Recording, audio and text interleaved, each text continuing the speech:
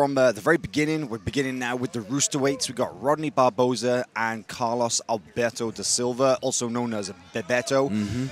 So this is an interesting match. Rodnei Barbosa, European champion, and came onto the scene in a big way this year. Took silver, I believe, at the Brazilian National Championships as well. Was right there in the contention for the Pan gold medal too. Carlos Bebeto da Silva, a young black belt. I believe this is his first full year competing in the black belt ranks. So a nice addition of fresh blood to the Rooster weight category. Yeah, and he has a bit of momentum coming in, right? He's made a good name for himself already. And as we mentioned, there was so much great stuff yesterday. You can check it out in the archives. What we have left over today is ridiculous as we get through. That is the best description for it. It is ridiculous. I mean, today is, I think it's fair to say that the matches that we can look forward to are pretty much bonkers.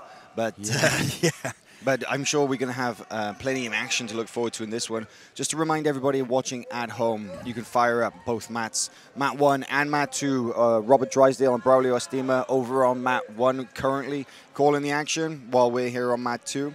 The finals will run through on this mat through to the rest of the day, at which point when the finals start up, we'll split off into dual commentary streams in English and Portuguese. Excellent. So first time ever. It's awesome. And, you know, Rodney's really got a good grip here, so Babette's got himself a little bit of trouble. That underhook grip of the ankle there, how's he going to deal with that, Sean? That far scoop grip there is a real problem. He's got to really be careful of his right arm, and he's got to be careful of how far he posts with his left arm, because Rodney could really go on this arm and just continue to rotate over facing the legs and have a nice, I call it forward juji, but because their body moves forward that way. But well, that cross grip pulling the arm across the center line, you can see him now reaching behind the tricep as well. I think it's no secret what he's looking for here. Yeah, it's a very, very good grip. And the one thing that's slowing Rodney down is the knee of Bebeto is on the hip. So if he gets around that knee, up and over that knee, it's going to be big problems. And really, you know, the worm guard, that's what it gives. That's why the worm guard is so good, really, that reverse de la worm, because it gives you that much easier than this position. But this position is tricky now. Beto has to really be cautious with that right knee blocking the hip. So Carlos Bebeto Silva in the white gi on top, representing GF team, of course, one of the true powerhouse teams in the sport now. I think that they've really grown incredibly over the last 2 to 3 years. They were always considered one of the toughest, right? They had the amazing exponents such as Rodolfo Vieira, of course. But it's interesting that just as we thought that maybe that they would lose some momentum with him retiring from Jiu-Jitsu and going to MMA, if anything, it's the complete opposite. They've picked up a whole complete new generation of athletes in almost every weight division. And wow, we see Rodnei Barbosa climbing up towards the back here. Now he's around that knee, and that's a problem. So very patient in his attack there. He was just inching that arm further and further across. We thought maybe he would go for that armbar, like you said, but exposing the back, and Bebeto gonna get set back in the same position. That's a tough restart.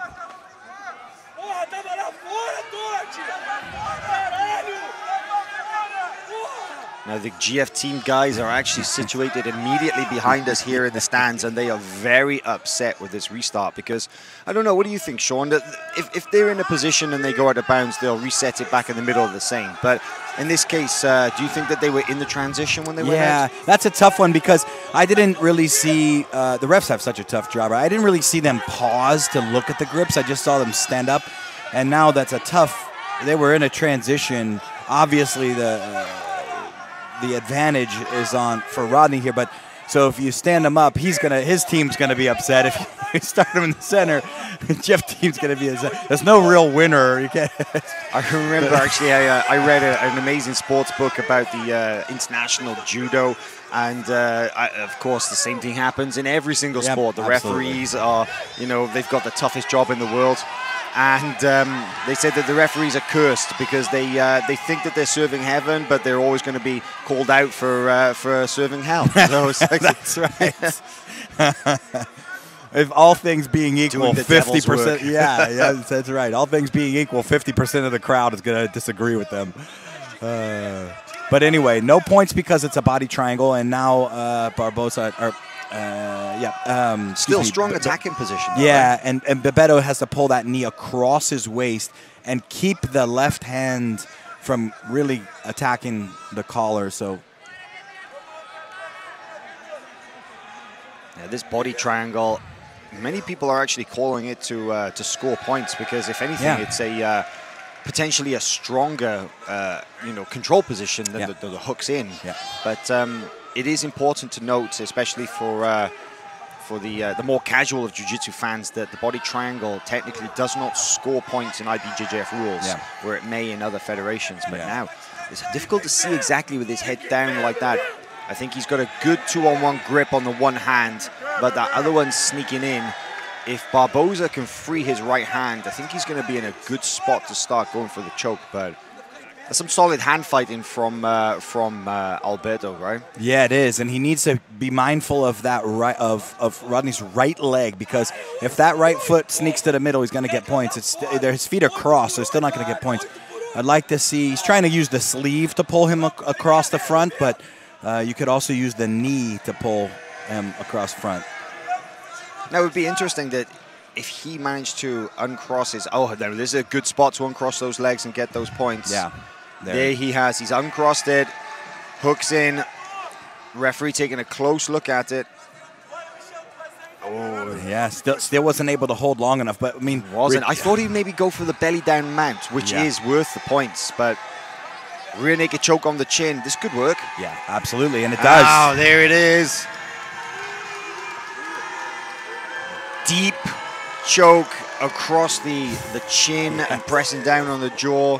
Some people may say that it's somewhat of a rude technique, but it is actually a legit choke. We've seen it in many competitions. It will absolutely strangle you unconscious. It presses the jaw back into the carotids, nearly the same as the arm does. So, gonna have a replay of this now. Let's take a quick look at the finish here. Rodnei Barbosa in control on the back. Ladies and gentlemen.